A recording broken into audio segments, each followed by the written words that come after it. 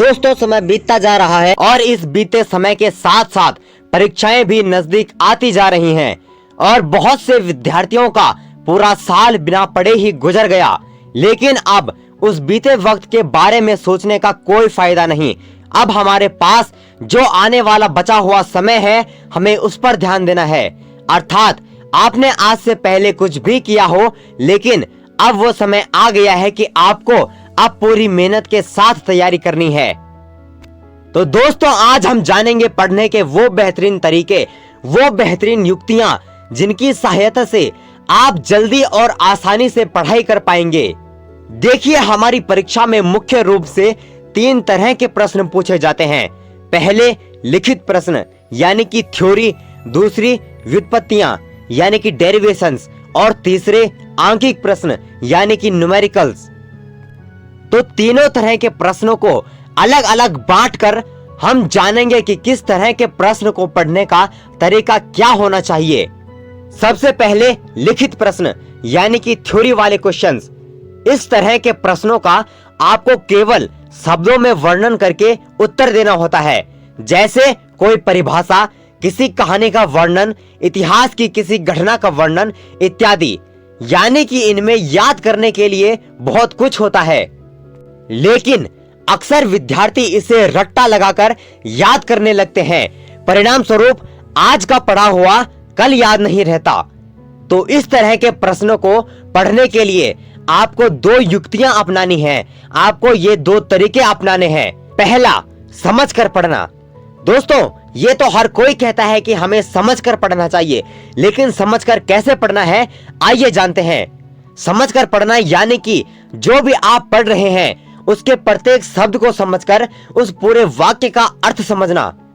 यानी कि आपको समझना है कि वो जो वाक्य है जिसे आप पढ़ रहे हैं वो वास्तव में क्या कहना चाहता है, उसका क्या अर्थ है।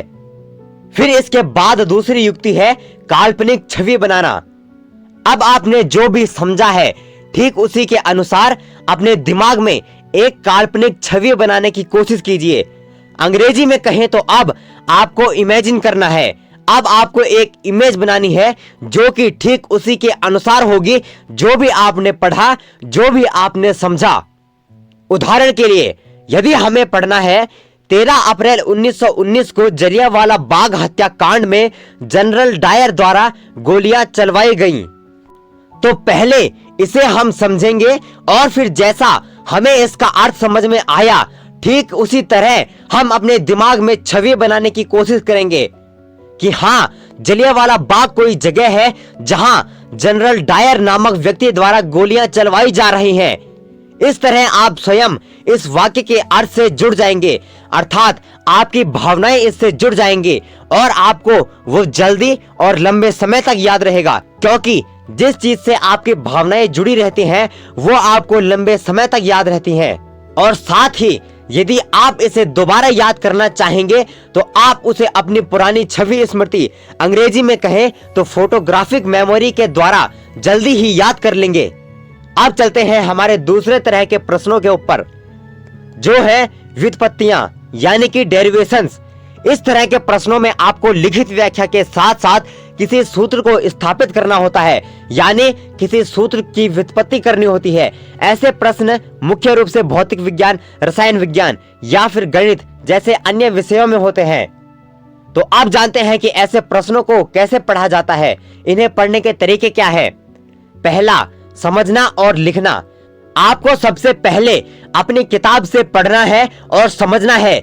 जब आपको लगे कि आप उसे समझ चुके हैं तो अब अपनी किताब को बंद कर और जो भी आपने समझा उसे स्वयं अपनी कॉपी पर लिखें। अब लिखने के बाद आपने जो और जितना भी किया उसे पुनः अपनी किताब खोलकर उससे मिलाएं और देखें कि आपने क्या क्या गलतियां की हैं। और अब ऐसा करते रहें, इसे दोहराते रहें जब तक आप उसे खुद पूरा ना कर ले। दूसरी युक्ति है दूसरों को समझाना।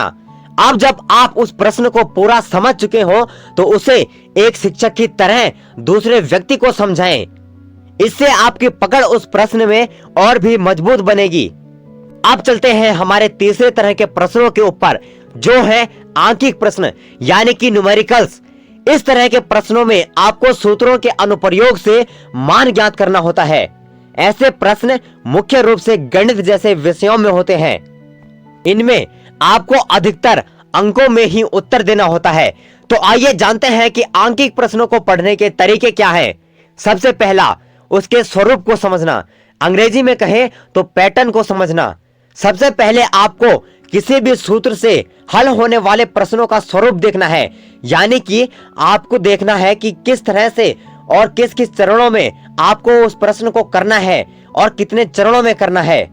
अंग्रेजी में कहें तो आपको उस प्रश्न के उत्तर में प्रयोग होने वाले स्टेप्स देखने हैं कि कितने स्टेप्स में आपको उस प्रश्न को हल करना है। दूसरी युक्ति है अभ्यास करना, यानी कि प्रैक्टिस।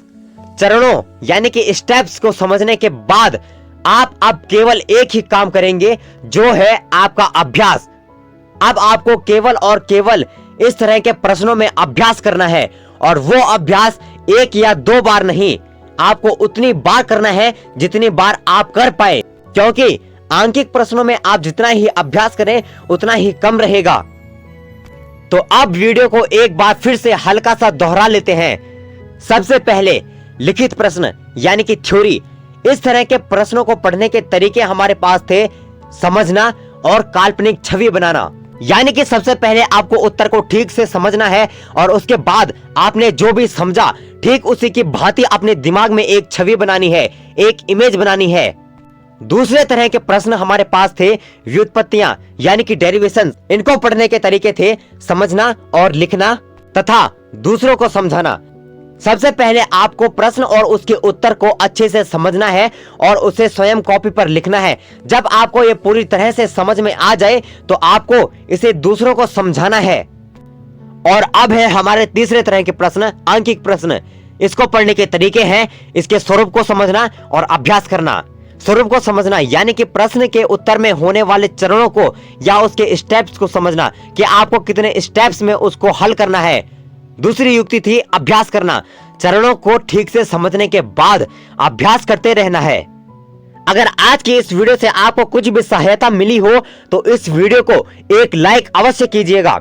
मिलेंगे जल्द ही आपसे अगली वीडियो में। जय हिंद, जय भारत।